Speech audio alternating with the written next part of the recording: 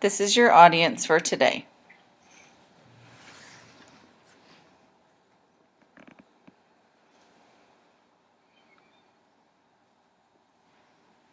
Can I show you guys? Okay. Good evening, everyone. My name is Valerie Acevedo, and today I'm going to be talking about bullying in high schools, whether it's face-to-face or cyberbullying. How many of you have ever felt self-conscious about your appearance to the point that suicidal thoughts run through your mind because of nonstop ridiculing by fellow students? According to the CDC, suicide is the leading cause of deaths among young people, resulting in 4,400 deaths per year. Therefore, federal anti-bullying laws are imminent to stop the bullying in schools and cyberbullying for our kids and our next generation. The Centers for Disease Control, the National Center for Education Statistics, and other credible sources were evaluated to prove bullying in schools and cyberbullying is a major problem in society.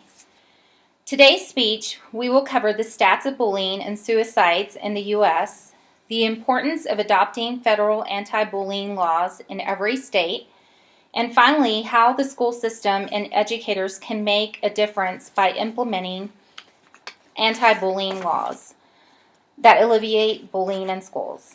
Let's begin with the stats of bullying and suicides. Cyberbullying and bullying in schools needs to stop. The stats related to bullying suggest that it is prevalent and a serious problem in the U.S. Bullying is widespread in the U.S. and across the globe. Bullying is defined as an unwanted, aggressive behavior among school-age children that involves a real or perceived power imbalance. The behavior is often repeated or has potential to be repeated. Both kids who are bullied and who bully others may have serious, lasting problems. According to the stats reported by ABC News, nearly 30% of students are either bullies or victims of bullying, and 160,000 kids stay home from school every day because of the fear of bullying. Furthermore, the National Center for Education Statistics reports in 2013 about 22% of students ages 12 to 18 years of age reported being bullied at school during the year. Of those students, about 14% reported that they were made fun of, called names, or insulted in a form or fashion, and 13% reported that they were being the subject of rumors or were harmed in some way. About 4% of those students reported being excluded from activities on purpose, and 2% reported that their property was destroyed by others on purpose. Suicide attempts are highly related to bullying, regardless of the type of bullying, whether it's cyberbullying or face-to-face. Over 14% of high school students also have considered suicide, and almost 7% have attempted it. Bullying victims are between 2 to 9 times more likely to consider suicide than non-victims, according to a study by Yale University. 55 school shootings between 1991 and 2013 showed a pattern of school violence. That pattern also includes cyberbullying, which has been linked to the teen suicides of a few students. Ryan Halligan in Vermont in 2003, Megan in Missouri in 2006, Jessica Logan in Ohio in 2009, and Tyler Clementi in New Jersey in 2010. Those are just some of the students that we have been notified that have committed suicide because of the bullying. All of these teenagers committed suicide after being targeted by individuals using social media. So social media is a big problem. So now that we have considered that cyberbullying and face-to-face bullying needs to stop immediately, next let's turn our attention to adopting federal anti-bullying laws in all 50 states is crucial. Adopting the federal anti-bullying laws to make bullying illegal will alleviate the number of suicide attempts and cases bullying has imposed on our kids' lives. Of all the 50 states, 34 states have anti-bullying laws. Some of the states that have not implemented those laws are Texas, Montana, and Hawaii. On the punishment side, 5 states don't have any sanctions for bullying in their anti-bullying laws, while 12 of those states include a criminal sanction for bullies ranging from school suspension, jail time, according to a anti-bullying state laws from the Cyberbullying Research Center.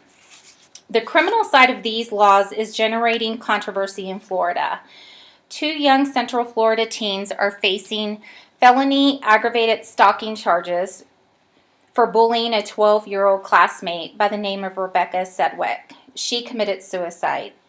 The Polk County Sheriff Grady Judge said the bullying crossed the line from teen meanness into criminal harassment.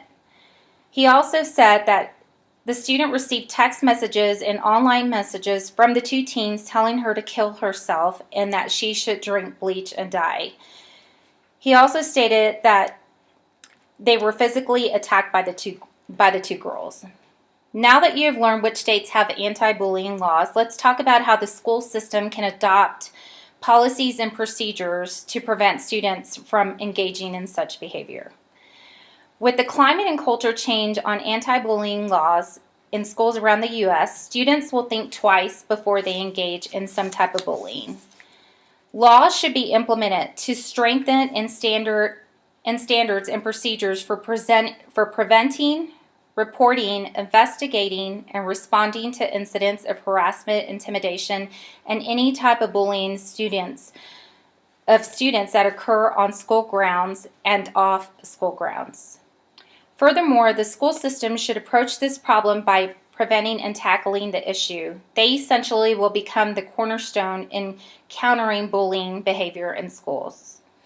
A great example of a high school addressing bullying is Marysville High School. A Marysville High School sophomore last year sought a restraining order against a 15-year-old student that she said harassed her with text messages. The trustee from the school district noted how the district sought to address cyberbullying. He indicated that they changed the regulations regarding bullying to include a lot of new cyberspace and online kinds of things. So I think it's real important that schools gather and realize that there is a real problem and make changes to their policies and procedures on how they handle cyberbullying or face-to-face bullying. He noted lastly that cyberbullying can be done with the simple click, whether it goes out to 100 or 1,000 people, so it can be widespread really quickly. Now that you have a grasp on why schools can have a positive impact on children's lives by implementing anti-bullying laws, I will wrap up my speech. Contact your legislators to inquire how to implement federal anti-bullying laws in your state. By doing so, you can learn what types of policies and procedures your state currently has in place for this prevalent issue in the U.S. around the world. The impact you can make in a child's life is undeniably profound. Don't let your child or someone you know be the next victim of bullying. My son was recently bullied by several of his classmates, and I ensure that I did not stay silent, and me and my husband made a difference by talking to the administrators at his school. Be aware that suicide is a silent killer, so have a voice in your child's life. Thank you, and I hope you enjoyed my speech.